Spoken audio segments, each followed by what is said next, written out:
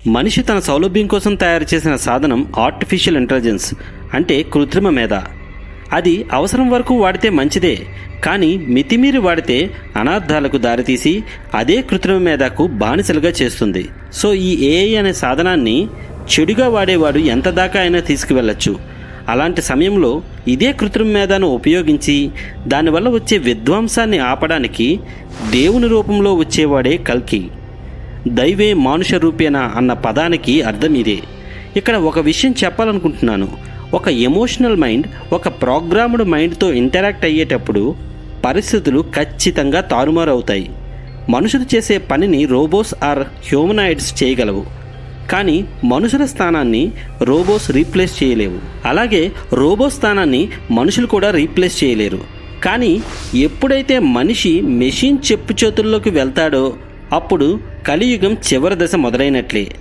యంత్రాలు తమంతట అవే పనిచేసేలా కృత్రిమ తెలివితేటలను అందజేసి భవిష్యత్తులో వాటి నుంచే మనం ప్రమాదాన్ని కోరు తెచ్చుకుంటున్నాం. అసలు మన పురాణాల్లో మనం విన్న కల్కికి ఇప్పుడు ఉన్న ఏఐ ఆధారిత టెక్నాలజీకి ఉన్న లింక్ ఏంటి? రానున్న భవిష్యత్తు టెక్నాలజీ యుగంలో కల్కి ఉద్భవించి కలి అనే చెడు ప్రభావాన్ని ఎలా నాశనం చేస్తాడు?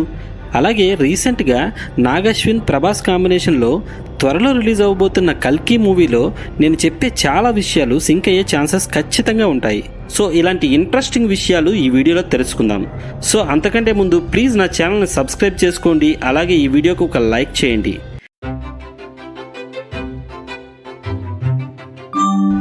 This is Praveen Sasumana. Welcome to Universal Talks. ఒకప్పుడు స్వాతంత్రం కోసం పోరాడాల్సి వచ్చింది. రాబోయే కాలంలో మనిషి మనుగడ కోసం పోరాడాల్సి వస్తుంది. ఏఐ మన మాట వినే సమయం దాటిపోయింది. ఇవి తమ ప్రపంచాన్ని సృష్టించుకుంటున్నాయి. ఇక భవిష్యత్ కాలంలో మనం ఏఐతో యుద్ధానికి సన్నద్ధం కావాల్సిందే. అసలు వాటితో గెలవడం అంటే గాలిని పట్టుకుని బంధించడం లాంటిదే. సో భూమండలానికి ప్రమాదం వచ్చిన ప్రతిసారి ఏదో ఒక రూపంలో విష్ణువు వచ్చి కాపాడుతూ ఉంటాడు అని మన పురాణాల్లో రాసి ఉంది. సో ఇప్పటి వరకు విష్ణువు యొక్క దశావతారాల్లో 9 అవతారాలు మనకు తెలిసినవే, మనం పురాణాల్లో చదువుకున్నాం. కానీ కలియుగంలో ప్రపంచాన్ని నాశనం చేసే రాక్షసులు మితిమీరినప్పుడు విష్ణువు యొక్క చివరి అవతారం ఉద్భవించి కలిని సంహరించి ధర్మ సంస్థాపన చేస్తాడు. అదే కల్కి అవతారం. ప్రతి పురాణంలో భవిష్యత్తు గురించి చెప్పారు. ముఖ్యంగా కల్కి పురాణంలో కలియుగ పరిస్థితులు ఎలా ఉంటాయో వివరించారు. అలాగే 6000 సంవత్సరాల తరువాత పరిస్థితులు చాలా ఘోరంగా ఉంటాయి అని పురాణాల్లో ఉంది. నదులు ఎండిపోతాయి, భూమి మీద బ్రతకలేని పరిస్థితులు ఏర్పడవచ్చు, త్రాగడానికి నీళ్లు ఉండవు, ఆహారం నీళ్ల కోసం యుద్ధాలు జరుగుతాయి, టెక్నాలజీ అని పెరిగి విషవాయువుల వల్ల ఊపిరి తీసుకోవడం కూడా కష్టంగా మారుతుంది, భూమి నాశనమయ్యి పంటలు పండవు, ఆకలితో కొన్ని కోట్ల మంది చనిపోతారు. ఇలాంటి సందర్భంలో బలమైన వాడిదే రాజ్యం, బలహీనుడు బానిసలుగా మారుతాడు. ఆయుధాలు, యుద్ధాలు, విధ్వంసాన్ని సృష్టించే టెక్నాలజీ ఇవి తప్ప ప్రపంచంలో ఇంకేమీ ఉండవు. ఒక్క మాటలో చెప్పాలి అంటే మనిషిని నమ్మడం మాని మెషిన్ని నమ్మడం ప్రారంభిస్తాడు. ధనవంతులు స్పేస్ సిటీస్ లాంటివి అభివృద్ధి చేసుకుంటారు. మిగిలిన ప్రజలు వారి దగ్గర బానిసలుగా బ్రతుకుతారు. ఇవన్నీ అభివృద్ధి పేరుతో మనిషి చేసిన అనార్థాలు. సో ఇలాంటి సందర్భంలో చుక్క నీరు నుండి తినే ఆహారం వరకు కొంతమంది చేతుల్లోనే ఉంటాయి. ఇవన్నీ ఇప్పటి కాలానికి ఒక 1000 సంవత్సరాల తరువాత జరిగే అవకాశం ఖచ్చితంగా ఉంది. కలియుగంలో ధర్మం కాలం గడుస్తున్న కొద్దీ తగ్గిపోయి రాక్షసతత్వం మనుషుల్లో పెరిగిపోతూ ఉంటుంది. కలియుగంలో అధర్మం విజృంభిస్తున్న సమయంలో ధర్మ సంస్థాపన కోసం కల్కి హిమాలయాల్లో ఉన్న రహస్య నగరం శంబలలో జన్మిస్తాడు. కల్కి పుట్టగానే 7 చిరంజీవులుగా పిలువబడే పరశురాముడు, కృపాచార్య, అశ్వత్థామ, వ్యాస, హనుమ, విభీషణ వీరందరూ శంబలకు చేరుకుంటారు. వీరందరూ ధర్మ సంస్థాపన కోసం కలిని సంహరించడానికి కల్కికి తమ వంతు సహాయాన్ని అందిస్తారు అని పురాణాల్లో ఉంది.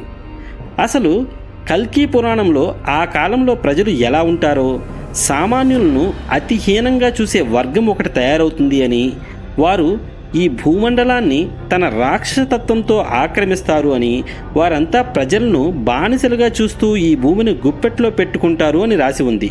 అయితే ఇక్కడ రాక్షస శక్తులు హ్యూమనాయిడ్స్ని యూజ్ చేసి విచ్చలవిడిగా ప్రపంచాన్ని కంట్రోల్ చేస్తూ ఉంటాయి. వారందరినీ కల్కి సంహరిస్తాడు. ఆ కాలానికి ఊహకు అందని అత్యాధునిక ఆయుధాలు ఉంటాయి. కలి ప్రభావంతో ప్రపంచాన్ని నాశనం చేసే శక్తులన్నిటినీ కూకట వేళ్లతో సంహరిస్తాడు కల్కి. అత్యాధునిక వెపన్స్, హ్యూమనాయిడ్ సైన్యంతో యుద్ధం చేస్తాడు. కల్కి అవతారం నాటికి సామాన్యులు బానిసలుగా ఉంటారు. సో ఆ బానిస సంఖ్యలు తెంపడానికి, అలాగే ఆ రాక్షసుల బారి నుండి భూమండలాన్ని కాపాడడానికి కల్కి అవతరిస్తాడు.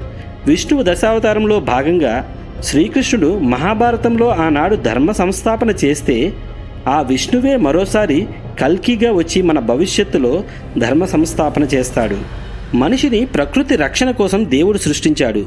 ఇప్పుడు మనం అది చేయడం మాని మన సొంత నిర్ణయాల మీద బ్రతుకుతున్నాం.